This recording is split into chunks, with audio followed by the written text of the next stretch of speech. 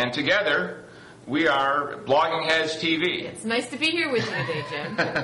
Thank you, Jane. Nice to be with you. A good piece in the Huffington Post this morning. Well, thank you. I tried to set up the situation in Russia and Georgia in terms of American politics, and as I said, with apologies to George W. Bush, I don't think that he saw clearly into Vladimir Putin's soul 7 years ago. I think that Putin was putting on his KGB happy face, and Bush fell for it.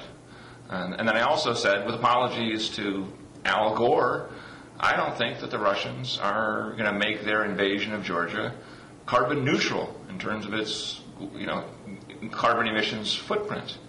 And I think that the whole environmental movement sort of depends on a degree of international cooperation that is obviously lacking, at least as far as the Russians are concerned.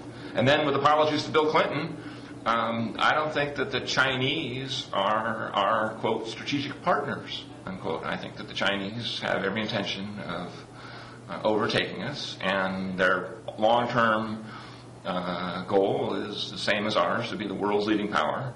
And I think that sets up an inevitable conflict sometime in the coming century. So you think that you're one of the people who watches the Olympics with an eye toward meet your new Chinese overlords? Yes, I thought that their opening ceremony, which was the most spectacular, human event I'd ever seen, but was sort of notable in not making any concessions to the West. It was their show, their summer. They did the Olympics their way. They made no pretense of expanding human rights or anything like that.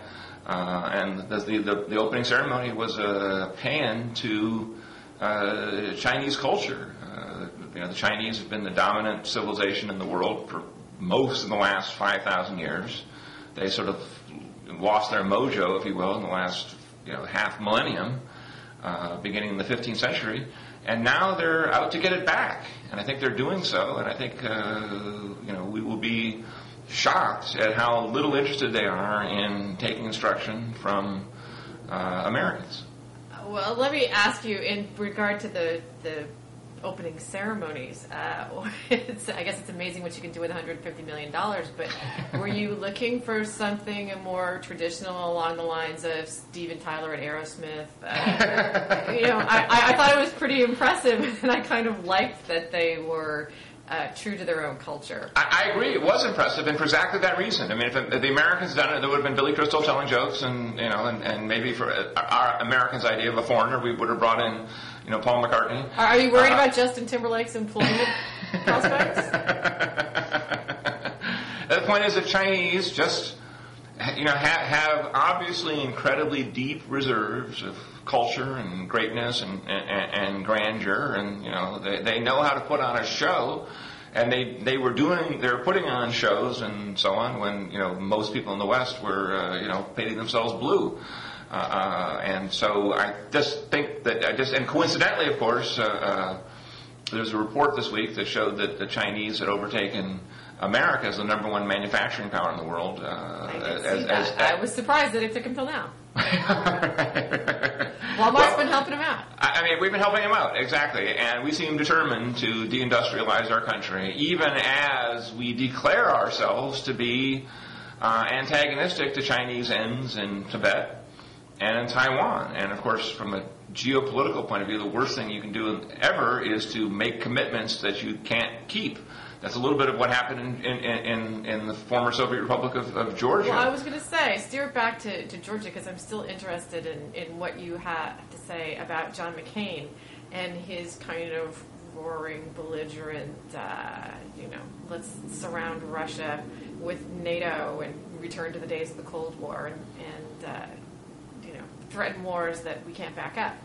How are you feeling about that? I'm not for that.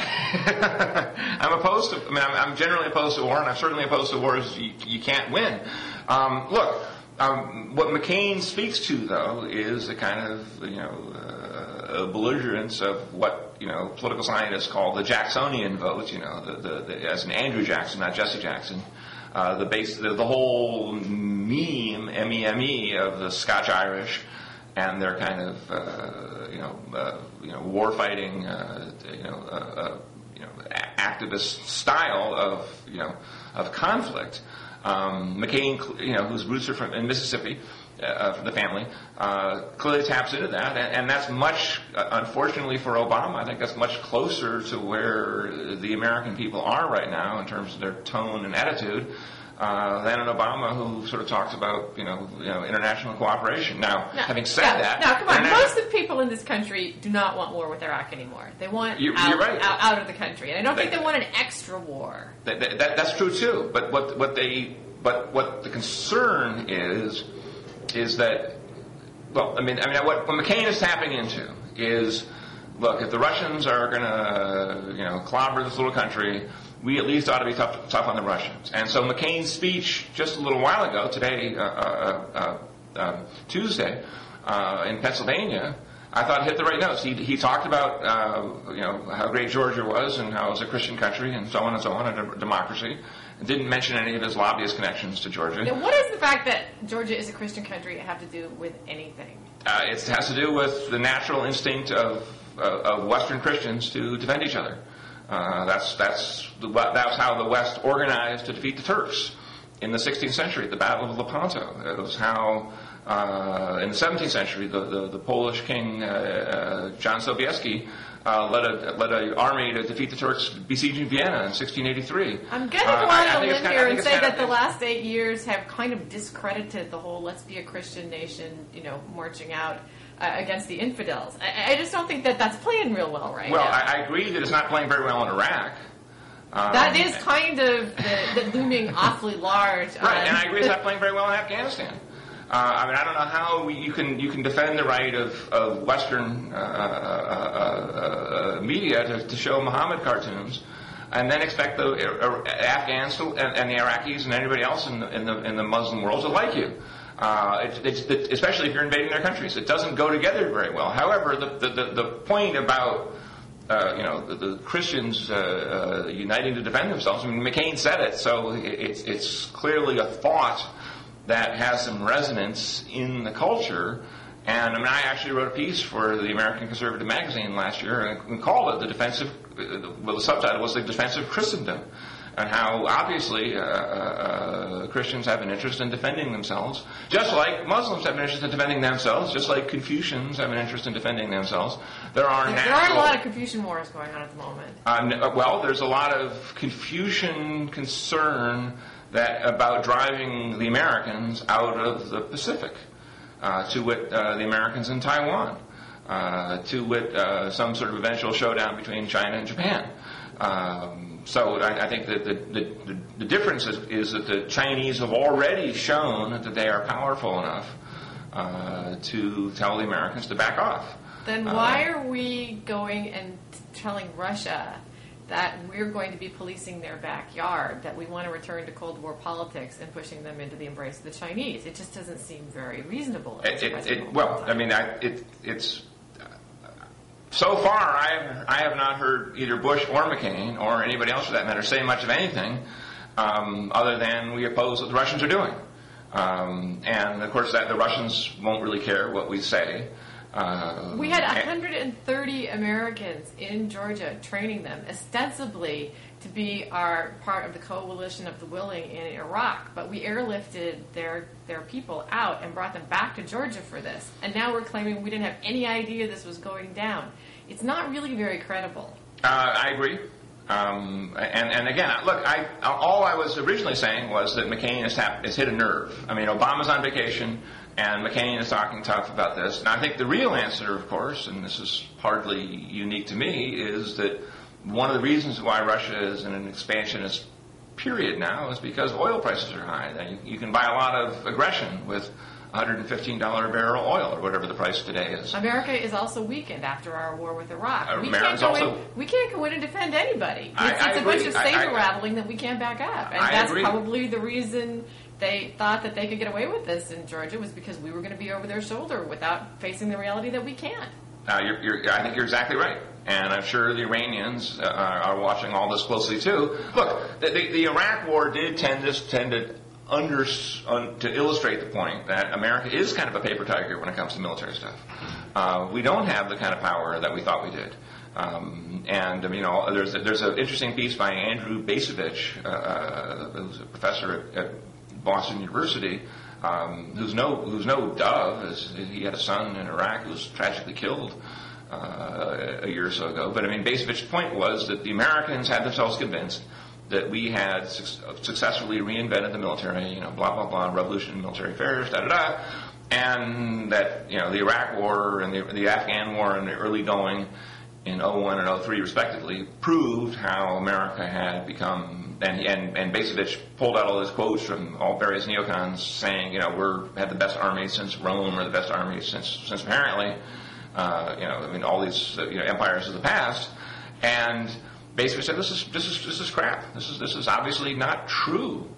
And the events in Afghanistan and Iraq since the initial shock and awe tend to support the point that we don't have the kind of military muscle that we thought we had, or at least we're not willing to use it. And this is the kind of I agree. This is the sort of weakness that the Russians or the whoever's will be strategizing about, saying, look, if the Americans can't stop us or won't stop us, then why not take over Georgia? And I was also thinking about other places around the world too that are sort of similarly situated. One is Taiwan. Another one is Brunei. The very rich oil sultanate in the Indonesian archipelago. I think it's a leap to think that they're going from patrolling their own, trying to secure their own borders into Taiwan. But be that as it may, Gorbachev had an op-ed in the Washington Post today where he said that this never would have happened without the United States having egged the Georgians on. Does the fact that John McCain is participating in this make you at all nervous about what the foreign policy of a McCain administration would look like? Yes. I think that it is interesting that Russians across the spectrum seem to support the general line that the Russians are taking.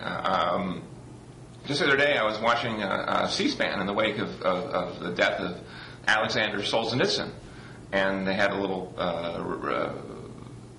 They dug up a show that they had done on Solzhenitsyn's writings from 2 years ago, from 2006, including both of Solzhenitsyn's sons, who were in their 30s. One of whom lives in America, one still lives in Russia. And they made the point that one of the late Solzhenitsyn's great causes as a Russian political figure in the last 20 years was the fate of 25 million, let's repeat, 25 million Russians who lived outside of the Russian borders. They lived in Ukraine or Kazakhstan or wherever. Now, there's a lot of reasons for this. So the Russians played a lot of games with their own borders and internal boundaries and so on in the Soviet era. But the fact remains now that there are 25 million Russians living, I would imagine, as minorities in all these other countries, including Georgia. And this is an enormous issue to Russians. Now, Americans are, as is our wont, are kind of oblivious to, foreign affairs and details and so on and so on and so on like that. But you can be darn sure that every Russian is completely aware of the fate of Russians in the near abroad as Americans are of, the fate of Kayleigh Anthony or Jean-Benet Ramsey. And so we have to think about that in terms of, look, did we really think it was a good idea for Georgia to join NATO? Do the 26 NATO countries really see that an attack on Georgia, if Georgia were to be a member of NATO, to defend Georgia, to get into war with Russia, basically? Exactly. And I think that, I saw, it was sort of my amusement, David Cameron, who's the conservative leader of the Tory party in Britain, saying, we should accelerate our efforts to make Georgia a member of NATO. Well, I'm not sure that Georgia will exist in 6 months in time to be a member of NATO, and I really strongly doubt that very many countries in NATO would want Georgia in, precisely because they don't want to get in a war with Russia. And so, again, we go back to the point where I think we agree, which is it is extremely dangerous to be talking overly tough in a situation like this, where you could talk your way into a conflict that you really don't want, and I'm not even sure you can win. And at the same time, it's extremely dangerous to not be tough enough. And I think that the what's so striking about American politics in the last few weeks, and I think that the Russian invasion of Georgia will dramatically accelerate that, is the effort to produce more domestic energy in the United States. Because people will say, listen, all our enemies, whether it's Iran or Russia or, for that matter, the Saudi Arabian government, which I think is kind of at best, here and there in terms of their attitude towards America, in terms of, bin Laden and Al Qaeda and so on. Surely we need a better plan for defunding these people than we have now. And I think whichever politician, whether it's McCain or Obama or whoever, can get on top of that issue and say, look, we have part of our grand strategy as a country is to produce more energy that will, again, reduce oil prices and thus disempower the likes of Putin and Ahmadinejad, if that's his name. That's a great thought, and it might have been something that we should have been thinking about for the past 20 years instead of building cars that get 6 miles to the gallon. I'm not convinced myself that increasing our oil production by 200,000 barrels a day into a world economy that produces 85 million barrels a day is going to have that much of a significant impact. But I realize that it's a priority for the oil companies to get. Well, I think that if we produce 2 million barrels a day, it would make a difference. Or 5 million barrels a day, or we're simply, it doesn't have to be oil, but it clearly has to be something. And I would just say this, as free advice to Obama. If what's going on now in Georgia reminds me a lot of the Hungarian crisis of 1956. The people of Hungary, bless their hearts, had decided they'd had enough of Stalin and Khrushchev, and so they rebelled in October of 1956. And the Americans, at least some of them, had sort of led them to believe that we would come to their aid. And we didn't. And the Hungarians were massacred by the Red Army, and it was a tragedy. But in the backwash of that, people said, well, we need a tough, strong leader. And President Eisenhower, the Republican incumbent, was much more credible as a tough, strong leader than was his Democratic challenger, Adlai Stevenson, the former governor of Illinois. And so I think that once again, an Illinois Democrat is got an enormous hurdle, which has just gotten, I think, much more enormous, to look tough and strong and kind of in keeping with the kind of impulses of the country. I'm not seeing any evidence for an impulse in the country for somebody who's threatening wars that we can't back up. You say he struck a nerve, but I don't see any evidence of that. Well, the nerve is McCain being even with Obama, despite the manifest problems of the country. That was happening before anything broke out in Russia, though. Well, you're right, and I think that now I think so. When the smoke clears on Russia, this will add 5 points to McCain's score. And the point being that look. The ace in the hole the Republicans have always had on the Iraq War, and I opposed the Iraq War. I was against it in 2002. I was against it in 2003, and I never changed my opinion of it. Although I do think we need a kind of a Nixonian solution to Iraq, and once you're in, you just can't withdraw. So that's sort of where we are. But I think that what the country feels strongly, and this is what Bush has going for him, is what McCain has going for him, it's what the Republicans have going for him, is the Americans don't want to lose. They don't want to repeat the experience of seeing the helicopter on top of the U.S. Embassy evacuating people. And I think that one of the things that crippled the Democrats in terms of foreign affairs for the last 3 decades has been that they seem just a little bit too happy to see America lose in Vietnam in 1975.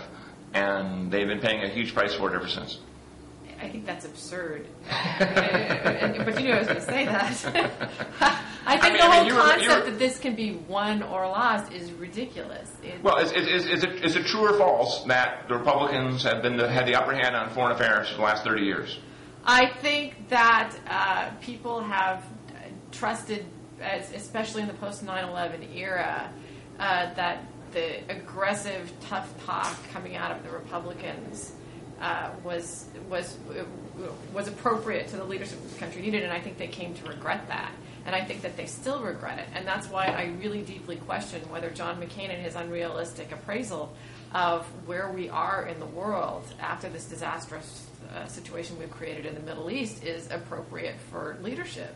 I'm really just not sure I believe that. I think that Obama, it may have some challenges to face in the polls, but I'm not sure that that's one of them. Well, I mean, put it this way, does the gestalt about the Democrats, that the big issues the country faces are health care and global warming, seem fitting for a world full of Russians and Iranians? I think Americans are willing to say at this point that the idea of winning in Iraq is not worth the cost of anything to them, and that it's time in a world of limited resources to prioritize health care and our jobs and our economies over some testosterone-fueled, belligerent Texans' idea of winning over and spending ourselves into horrendous debt overseas. I just don't think that the reality of what's happening in people's lives is an appropriate price to pay for what's happening. Well, of course, the issue isn't quite winning. The issue is, as both Richard Nixon, who, of course, was reelected in 1972 in the middle of a war against a candidate who to me looks a lot like Obama, George McGovern, and Bush and McCain have said, pretty thumpingly, that their goal then and now was peace with honor. They wanted an honorable outcome. And they said we won't let the embassy get stormed the way it was before. And I think that Obama has let it. Look, I certainly understand that Obama got the nomination against Hillary, and Hillary herself has said so, because he voted for the war and Hillary voted. He voted against the war, or he was against the war, and Hillary voted for it. And Mark Penn, in the recent released documents, was saying that he thought that was a mark of weakness. Well, again, it doesn't seem like the country is lining up that way. Well, it doesn't seem like the Democrats are. But I think the cliche of the moment is that the Mark Penn strategy, abhorrent as it is to most Democrats, has just been picked up by the McCain campaign, which is sort of symbolic of the reality that the swing vote in America is the sort of Hillary Clinton type Democrats or Reagan Democrats or some sort of blend between the two of them, and those people are obviously hurting economically, but they're equally obviously extremely sensitive to issues of honor and patriotism and national dignity, and they're the people who Penn was targeting. Of course, it didn't help Hillary that much. I was going to say, Jim, take it. Hillary Clinton lost inside the Democratic primary. Yeah, she didn't win. Right, but the country is bigger than the Democratic primary. About 40 million people voted in the Democratic primary, and about 130 million will vote probably nationwide this November. And what Penn was tapping into is that, look, the Democrats have lost 7 of the last 10 presidential elections. Now, why is that? I think a lot of it has to do with the sense that the National Democratic Party is a little bit to the left of where the American people are. Barack Obama is ahead in the polls. Now, I know this keeps getting interpreted as he should be being more ahead, but he is ahead of John McCain. Okay. I think it's hard to find any non-ideologue politico in this town who doesn't have the creeping feeling that McCain's going to win. Just because all these crises and so on, and the perception that Obama is just sort of a black version of McGovern, I think is sinking in. I think that what it really hit me was seeing McCain with the Harley Davidson bikers in Sturgis, South Dakota, and I thought, well, yeah, McCain is doing a great job. That looked like that was Michael Dukakis in a tank.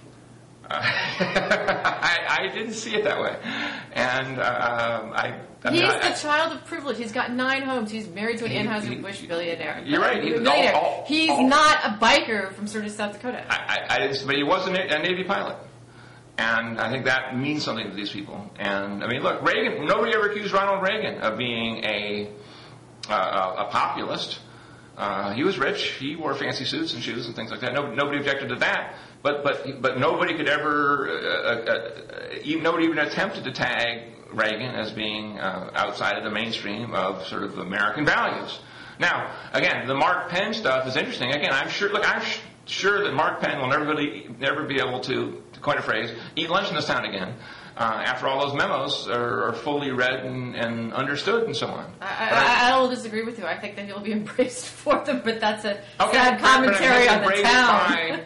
But I'm saying what Penn's wisdom, such as, and again, I don't think it really applied very well inside the Democratic Party. The Democratic Party nominated McGovern, they nominated Mondale, they nominated Dukakis, they nominated John Kerry.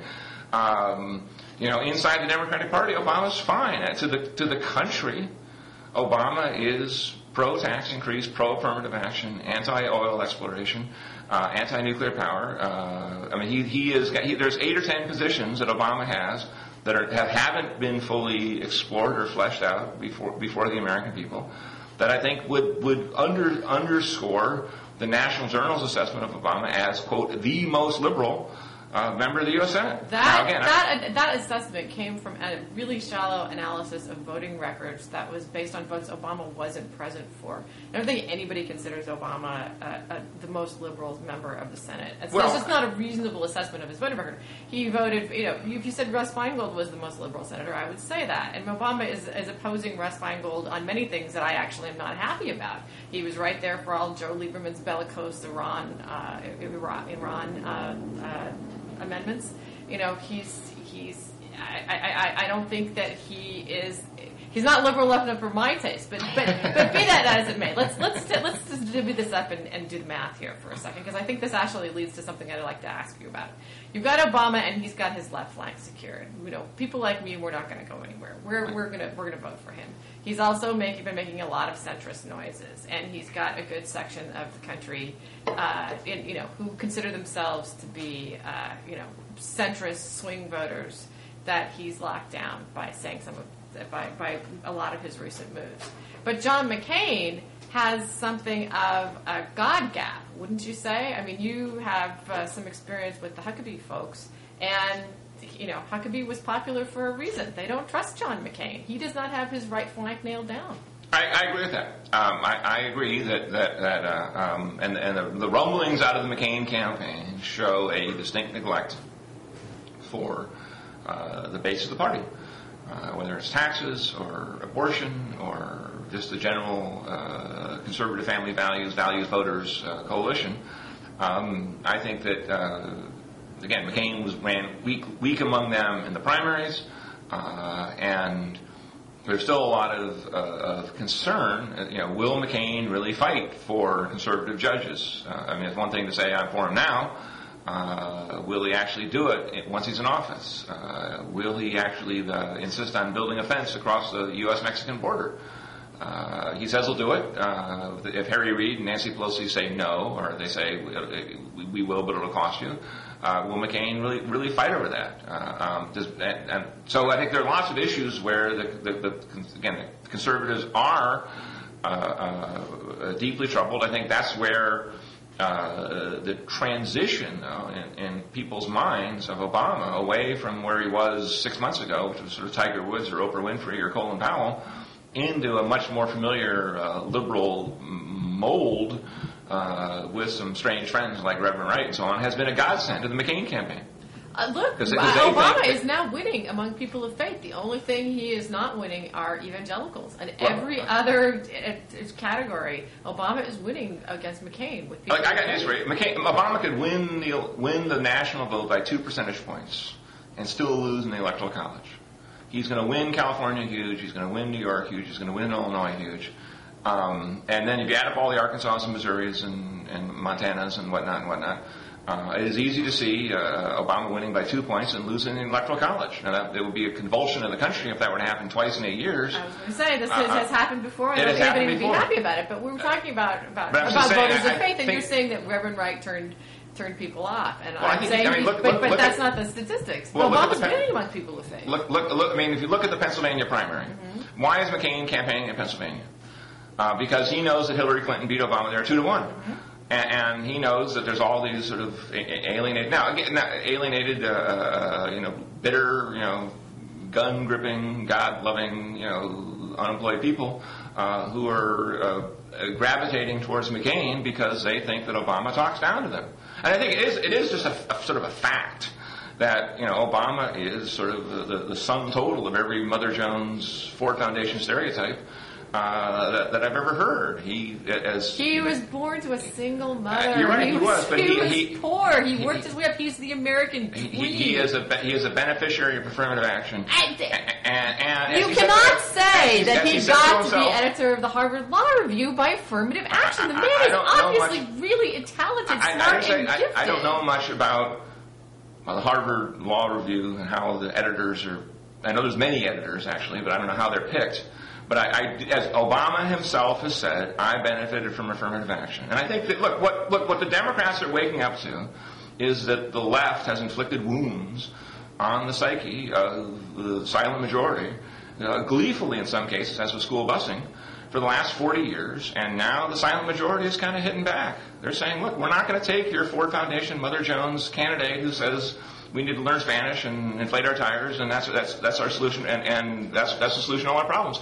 I don't think the American people will take it. I really don't. I think that's why, look, if Obama can't get above 45 or 46% in the polls, then I'm just telling you, all those undecided voters at the end are going to vote for McCain. It's offensive to say that this guy has gotten where he is because of affirmative action, and for people to load him down with that. If there are things in this country that would have kept him from achieving the position that he has, as intelligent, as talented, and as thoughtful, and as really charismatic, and he's an incredibly talented man.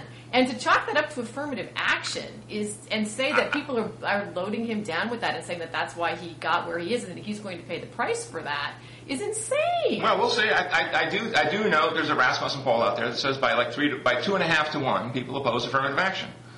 So McCain has sort of belatedly come to the conservative position on affirmative action. Yeah, and of course, people don't like nepotism either. McCain he wasn't that bright a guy. He didn't do very well at Annapolis. There's a really strong argument to be made that if it weren't for John McCain's money and his connections, that he wouldn't have had the opportunities that he got. And certainly, marrying a beer heiress got him financial resources that he would have not otherwise had. Barack Obama is very much a self-made man who overcame some significant difficulties, being of mixed race, single mother, grew up poor. He is a self-made man. The idea that he's an elitist that needs to pay a price to America for affirmative action, and John McCain is a hero of the working bikers of South Dakota, is ridiculous. Except the working bikers don't seem to agree with you. I mean, what do you do when you tell the working bikers what they're supposed to think, and the working bikers say different? Jim, it's a ridiculous meme that's being carried out that Barack Obama should bear these scars. And I don't think that if you look at what's going on in Pennsylvania and Ohio, it's people sitting there and sort of calmly sitting back and saying, wow, I think I'm going to really strike back at affirmative action. If that's what they're saying, that's racism. I'm sorry. It just is. If you're looking at Barack Obama and trying to make him bear this, then hold on. Are you saying, just for fun, that opposing affirmative action is racism? I am saying that if you've got people in Pennsylvania and Ohio and all through Appalachia who will not vote for Barack Obama, and this is the excuse that they're giving, I'm not convinced that that's it. Okay, well, again, I think this sort of sums up the Democrats' problem. When people don't agree with them, they get called racist. No. And I think that's been... Look, I grew up in Chicago. Okay. Okay, and I followed all the ethnic politics as the city transitioned from sort of an Irish-dominated government with a huge black population into what it is now, which is still kind of an Irish government-dominated mayorship with a much more diverse city council, and of course not only a big black population, but also a big Hispanic population. And so I've seen the R word thrown around in all different contexts. I can remember the '68 convention in Chicago, and when Abraham Ribicoff was accusing Mayor Daley, the old Mayor Daley, Richard J. Daley, of being a Nazi, and I thought to myself, gee, I don't think that Richard Daley is a Nazi, and yet Ribicoff, the senator from Connecticut, thought so. It split the Democrats in half, and all those blue-collar workers sort of got the hint as to what the elite Democrats thought of them, and have been voting mostly Republican ever since. And I think that is just sort of the look. Are you saying racism is not a problem in this country anymore? I'm not. I'm saying racism is a problem. Then but I I'm think that what you're trying to do is dress it up. Opposition to affirmative you're action. You're trying to dress it up and give it an intellectual sentence. Justification and make it seem like it's pretty and it's reasonable, and it's just not. Well, I think affirmative action is unreasonable. I think that affirmative action is better described as reverse racism, and I think it's a huge mistake. And not only is it bad for all the people and this concerned, is a good but reason. This is a reasonable reason why people in Appalachia will not vote against Barack Obama, because he is the beneficiary because of affirmative action. I think they will vote for they will vote for McCain because he is closer to their values. That's another way of saying black man, scary black man. No, I'm yes, saying that. I said that. Look, 6 months ago, Obama was like Tiger Woods. Everybody loves Tiger Woods. Everybody loves Oprah. Everybody loves Colin Powell. And what do they all have in common? They're black. It's a more heterogeneous society than that. You cannot lump all black people together and say, let's make them pay the price for affirmative action. I said you are a smarter man than that. The problem that Obama has is that he's no longer seen as Oprah or Tiger or Colin-like. He is now seen as Jeremiah Wright-like. And there's plenty of evidence, including his record. Is Jeremiah Wright responsible for affirmative action? In the Illinois State Senate, to show that he was a doctrinaire left-winger in the Illinois State Senate. And I think there's Jerome Corsi has a book, which is now apparently number one. Which is full of lies! They just made half of it up. Okay, well, I mean... Just like he did the Swift voting. He's not a credible... Jim, I like you. Don't pull him in on your side, because he'll undermine your argument. I haven't read the Corsi book. But I also know Hyde Park. He tried to say he didn't. He tried to claim that he hated his parents because he didn't dedicate the book to him. He dedicated the book at the back, and Corsi said that it wasn't a reasonable thing to dedicate it at the back. It was traditional to dedicate it at the front, and that's what justified him saying that. Well, that sounds kind of thin to me. Yeah, it's a little thin. You can do better than Jerome Corsi. No, I'm not endorsing. So, in any case, where were we? We were talking about how Barack Obama is a latte-sipping beneficiary of affirmative action, and Jeremiah Wright. Let me just be clear. I think Obama's a pretty good guy. Okay, I think he's very admirable. I think for all the reasons you say, he is to be admired. I don't dispute any of that. What I am saying, though, is that he is to the left of the American people. And look, he might win this election. I'm not God. I don't make these decisions. I'm just saying that if he loses, I can now see the contours by which he will lose. And he will lose because the basic Republican Nixon coalition. I've always said this is still the age of Nixon. In terms of its, I agree with Rick. I'm not going to disagree with you on that. Okay, all right. The fellow who wrote the book, Rick Perlstein. Yes, yeah, exactly. He's a smart guy. Nixon is very smart guy. And I think that still speaks to, as long as there are elite liberals running around, John Kerry types who tell us all to have renewable energy and then oppose wind power. The guy that wouldn't have taken us to war in Iraq. Kerry voted for the war. Huh? Kerry voted for the war in 2002. I do not think that he would have taken us to war. Maybe. But in any case, he certainly had us fooled back then, didn't he? When it mattered. When he thought, when Bob Shrum told him, look, be for the war because it's a better vote, he and Hillary, both Kerry and Hillary were both listening.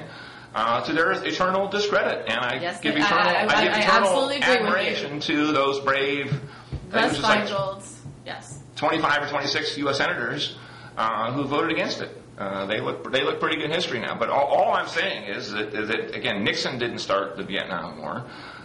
What Nixon was canny about and figuring out was that the American people, again, didn't want to lose.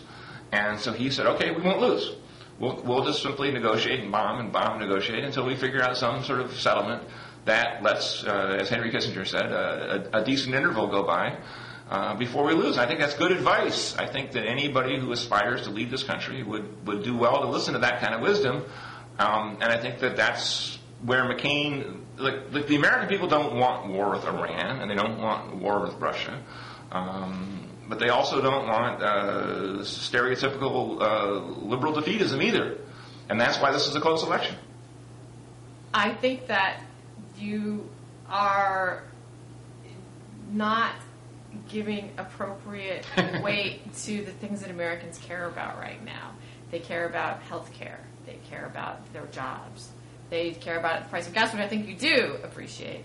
And I don't think that John McCain's bellicosity, as evidenced in the way that he wanted to deal with the Georgia situation, is taking the country in a direction that it wants to go. Now, unfortunately, you've got a lot of the media buying into this narrative about Barack Obama being an elitist, which I'm frankly gobsmacked that because it's something that anybody could buy looking at John McCain in comparison. But it is troublesome, and I think it has plagued Barack Obama. Could it have something to do with Obama saying that everybody in Georgia needs to learn Spanish? Did that hurt him? And he said that everybody in Georgia needs to learn Spanish. He said our kids in Georgia, our kids need to learn Spanish.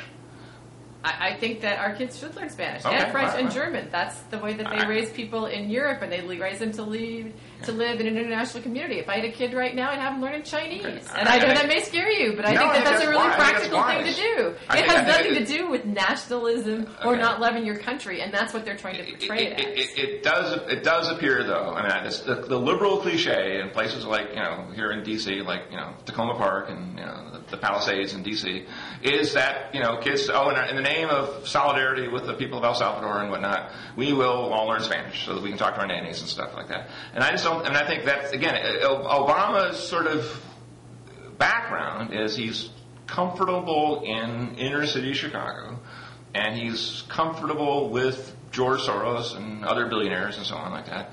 He just seems to have a little trouble communicating with rank and file red state Americans, and that's just again the polls seem to show that. Red state America is shrinking. Their message is not the message that seems to be appealing to the people that you're talking about. Seems to be waning. The whole idea of let's go beat up our enemies doesn't really seem to be playing that well. I agree with you. I agree with you. I mean, I think, but the point is, I would give more credit. Look, and let me also be clear on healthcare. One of the reasons why I volunteered, I quit my job to go help my Huckabee earlier this year, was precisely because I do think that we need a better deal for ordinary Americans on healthcare and education and so on. I think those are incredibly important issues. I think the social contract has very much frayed in the last 10 or 20 or 30 years, however long it's been. Although, again, I'm always amused when I hear people talking about healthcare and how important it is to have universal healthcare or something close to universal healthcare. And I say, okay, should it include illegal aliens? And I mean, to me, I don't think that any healthcare plan, and I'm sitting here right now in the offices of the New America Foundation, and their effort in California, which I very much supported as in concept, foundered over this issue of illegals.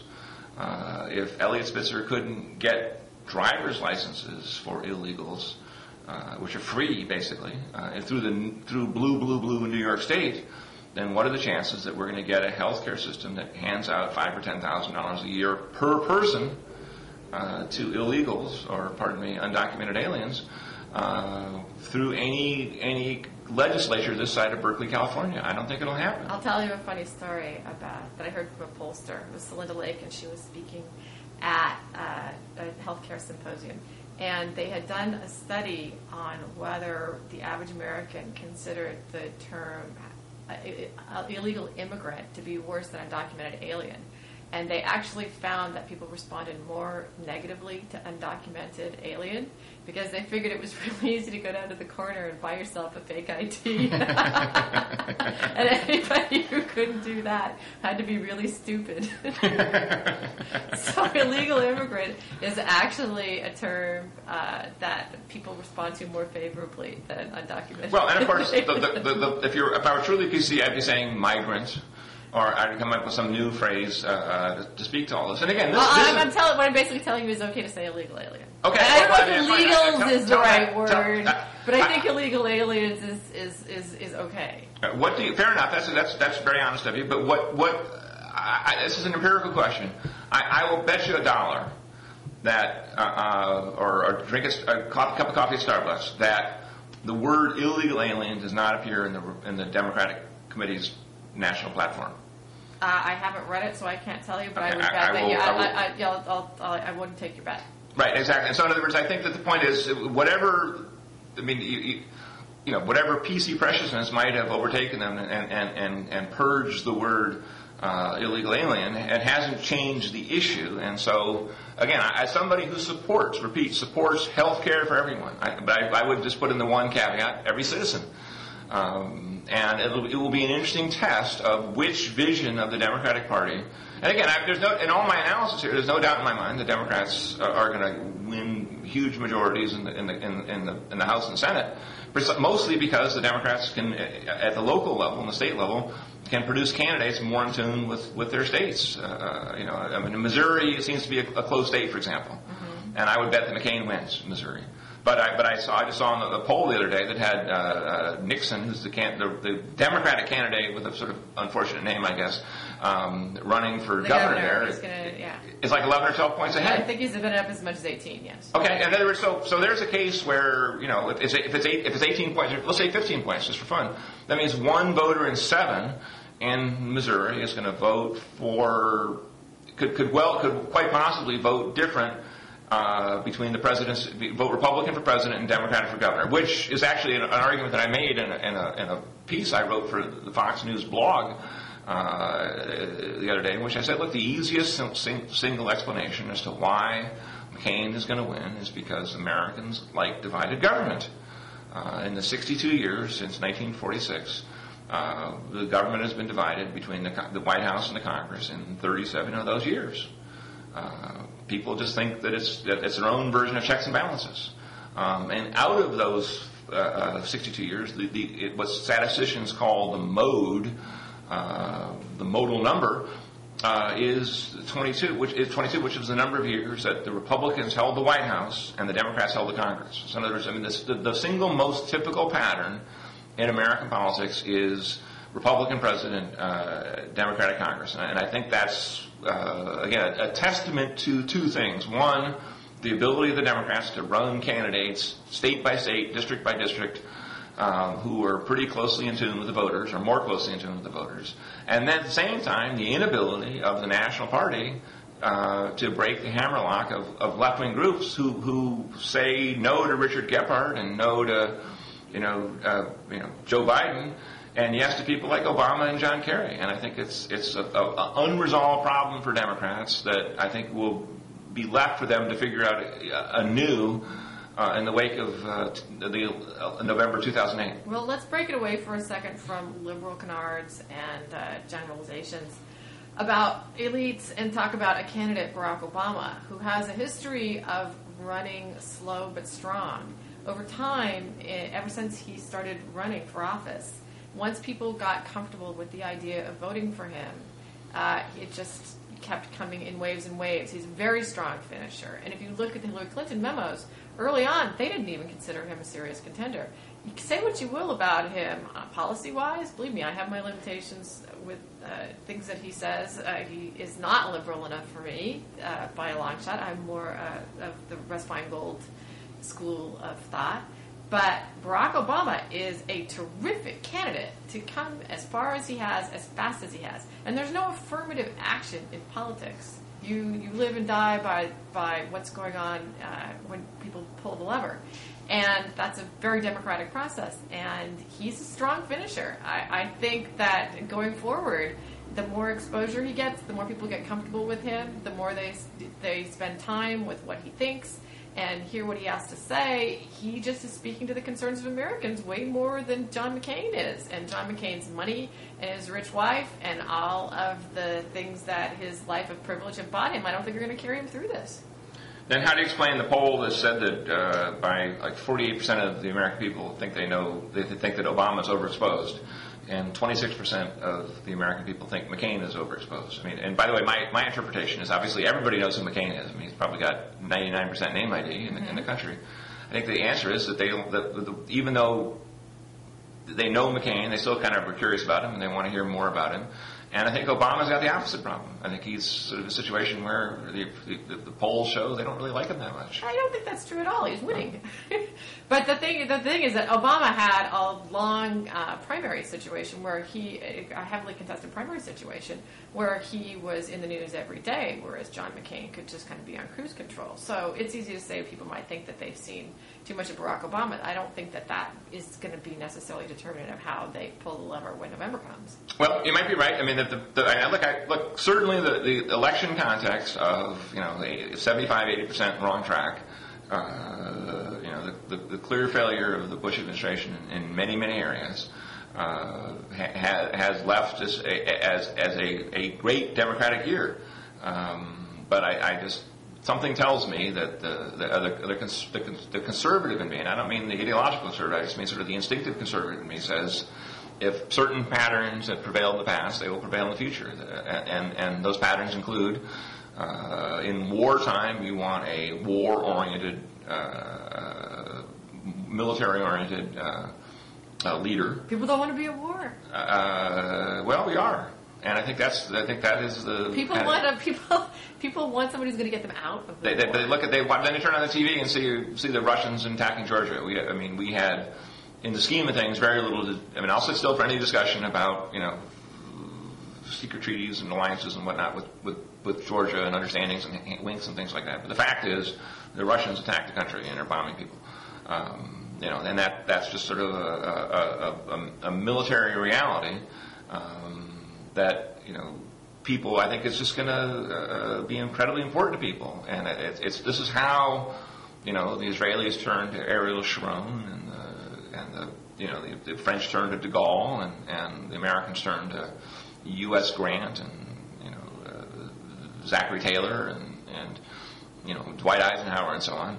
I think the stars are all in an odd way, kind of lining up for McCain. Well, I think this may be the time when the conservatives and the Republican Party turn to the Ron Paul wing and say we've had enough foreign interventionism. But listen, if Ron Paul were running, I think it would be much more of a factor. Unfortunately, from the point of view of a libertarian or the point of view of a partisan Democrat, Ron Paul's not running. It's kind of curious that he would go to all the trouble of becoming a pretty significant candidate in the Republican primaries, raise a ton of money, not get that many votes actually. But raise a lot of money and cause a big splash, and then decide in his 70s to then run for re-election to Congress. I like Ron Paul, and I like the fellow that the Libertarian Party nominated, Bob Barr. I think that they're causing a real stir in the Republican Party. I think Bob Barr is a good guy and has got a pretty good critique of both parties. But I don't think I think even his best friend would say that he's not going to do as well or get as many votes as Paul.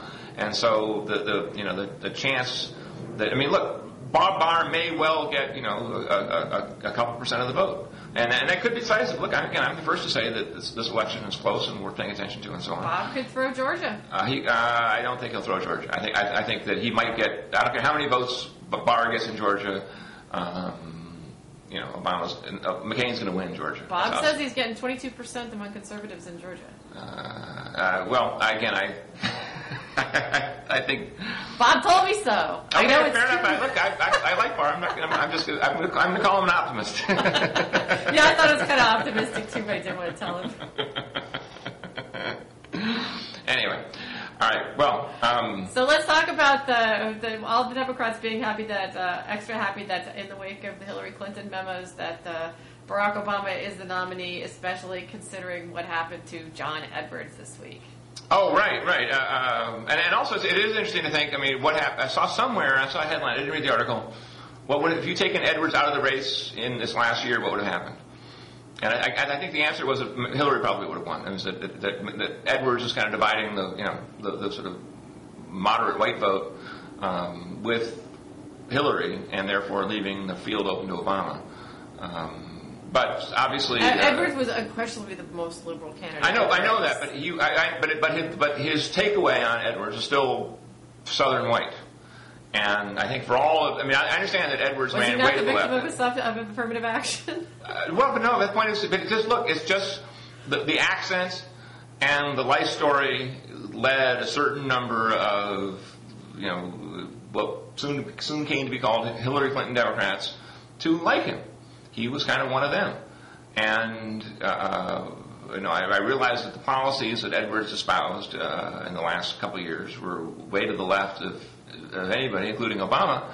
But, of course, who thinks Edwards meant any of it, right? And so, he would have changed back and forth. He would have been a DLC Democrat again if he thought he wanted to be, or whatever.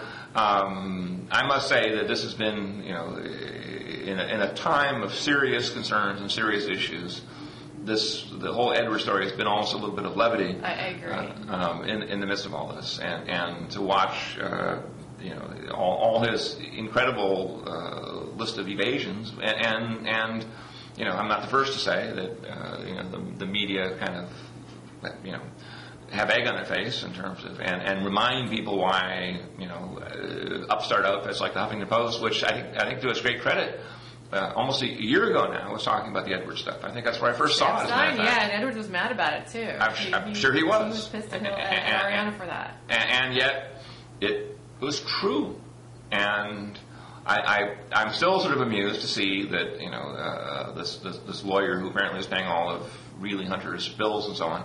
I mean, I think there's a lot more yet to be dug up on this stuff, and I hope somebody does, frankly. Yeah, and I don't know how much it more deserves, but I think we're going to get a lot, because I think she's nuts. Well, I must say, I'm resolved. I'm not really a Jay McInerney novel reader, but are you going to read that? You're going to read the story? I know everybody is. There's so much there. Her friend's name is Pigeon. Well, I'm going to. I'm sure if I Googled it, I could find all the good stuff. If Slate or somebody will do it, they'll just simply say, here's all the good stuff about her and Jay and whoever else. Well, Sally Quinn has a really reprehensible. She does that whole faith column in the Washington Post. That's more. What did you call it? Sally Quinn. What did you call it? It's the On Faith column. Oh, On Faith, I believe, right. Which is more about fingernet wagging, moralizing. Where she says that it's the responsibility of these women to call out their political husbands if they're cheating and expose them to the world. And I just thought that was really a bit much, that, and in spite of everything else that they were trying to hold together, their life, their health, their families, their kids, that what they really did was owe it to the media to out these people. Yeah, their private group. Let's expose your kids to that. I mean, I don't even know what the logic is behind that. Yeah, I mean, it's like, I remember back in 1996, Ted Koppel saying, this convention at ABC News, this convention is boring to me, so I'm going home. I'm sorry, Ted, we didn't really realize that our purpose here was to entertain you. Right, I mean, media smugness is something that, people from all points of view in the spectrum can unite around. The joy of sticking a pincushion upwards into these people, and I mean, look, that's funny. I had not seen that Sally Quinn piece. I mean, it is. I mean, obviously, the Elizabeth Edwards story, tragic as it is in all possible dimensions, is still pretty darn interesting. I mean, just as to exactly, what was she thinking, and what was he telling her, and what was she believing or choosing to believe, and. Again, I'm sure some smart aleck is going to come up with this, the idea of, okay, let's get the IRS in here and let's figure out, what the income tax status of all these payments is. I mean, was Reilly Hunter reporting his income? Was Mr. Barron reporting this as a gift? I mean, I don't know. I don't know enough about how this stuff works, but I just guarantee that if you move that much money, ask Elliot Spitzer, that much money around, you've triggered some law or some tax concern. Well, I'm a big believer that your private life is your private life. And I defended Elliot Spitzer and I defended Bill Clinton. But I'm having a hard time defending John Edwards. I mean, whatever his deal is with Elizabeth, that's their private business. But you've got this woman, and he took her. Did you see Frank Ruta did a piece on the trail in the Washington Post this morning? And it showed the pictures of Hunter and John Edwards on the plane in December, at the very end of 2006, when he was announcing his candidacy. And they're sitting there in the plane, like the two of them, like holding court to the press, and you're just going, this this wasn't a momentary lapse. This was part of the John Edwards traveling road show. Whatever this thing was, this was his shtick, and he paid for her out of the the poverty campaign funds, and she'd never made a movie before. And of course, the anti-poverty campaign has now disappeared. Yeah, they pulled the. I saw that in Harper's or something. They pulled the plug on all that stuff.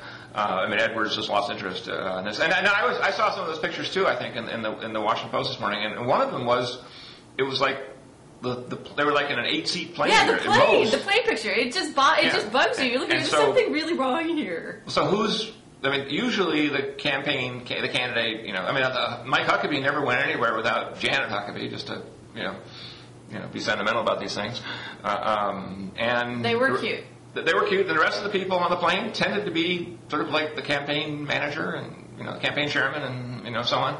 And if you have a tiny plane and you're flying around and you give one of 8 seats or maybe even 4 seats to your girlfriend, who's getting left behind? Who's the communications director, or the political director, or somebody is going to have to drive? I don't know how he comes back from this, honestly.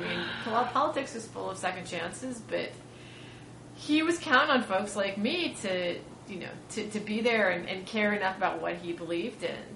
What he said he believed in. To be able to see it through, and exactly, $114,000 for some woman who, and I don't know why her. He's married to Elizabeth Edwards. She's classy. She's wonderful. She's smart. She's great. And he picks this woman who is a few bricks short of a load. Man, she's just like you just know that the tabloid TV will go on forever. Yeah, right. How long before she gets her own? Exactly. Her 15 minutes of fame is just going to be stretched out forever. But what was that show? The one, like The Surreal Life or something? Yeah, exactly. With like the late Anna Nicole Smith and so on. That's the Surreal Life. That was Paris Hilton, who was looking awfully politically astute with her response to John McCain these days. Right. I thought Paris Hilton's plan, as I recall, was sort of like, have more energy, and then, it was just, I supported it. I suspect in her heart of hearts, Paris Hilton's a Republican. I'm not overly eager to claim her, but I suspect it's true. The family's Republican. I think she's sort of in a conspicuous conception. Why shouldn't she be? She's rich and spoiled and doesn't have to work too hard. I bet she's a Republican. In the John McCain mold. Although I give her some credit. Jane, I want you to know, as we wrap up here our little time, you definitely get credit for, and you should get brownie points with the Democrats for meritoriously bringing up Cindy McCain and the beer heiress thing like 30 times. I figured I had to match you once for every time you said elite liberal. That's fine. And I certainly, if in the old days, the mainstream media would have had a lot of reporters digging into the Hensley family and so on, and who knows what they would have found. But it will be. My only point, and this is sort of where I'll leave off here, is I think that the interest in Cindy McCain's life and all the things she's done, including the good things like adopting that girl from Bangladesh and so on, and doing a lot of overseas international charity work, a lot more than Paris Hilton, is something that will be very much explored, and I think people will have occasion to do it over. I've actually given Cindy. I am not into exposing spouses and dragging them through the mud, and I've actually given Cindy McCain credit for her charity work, which I think has been admirable. Okay. That is not what anything I've said about Cindy McCain has been meant to reflect. So you separate Cindy McCain from beer. I separate John McCain's notion of being a self-made man from his wife's money. I don't think McCain ever says he's a self-made man. I think he says he's a patriot and done the things. And what does strike me about McCain, and I think it is worth noting in this, is including, and Sidney McCain gets half the credit for this, is that McCain has 2 children who are in the armed forces right now. And that is what I think rings the bell of, big swaths of this country, who may not watch Blogging Heads much, but do actually, fight the wars this country fights. And McCain has a kid in the Marines and a kid in Annapolis.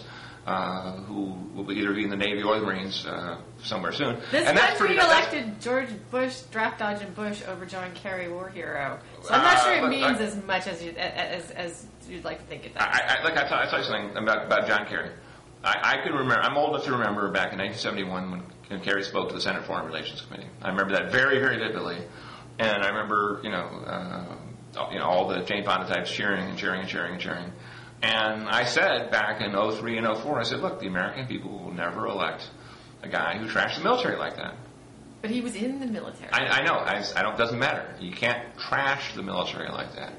And guess what? I was right. They didn't, and they never would.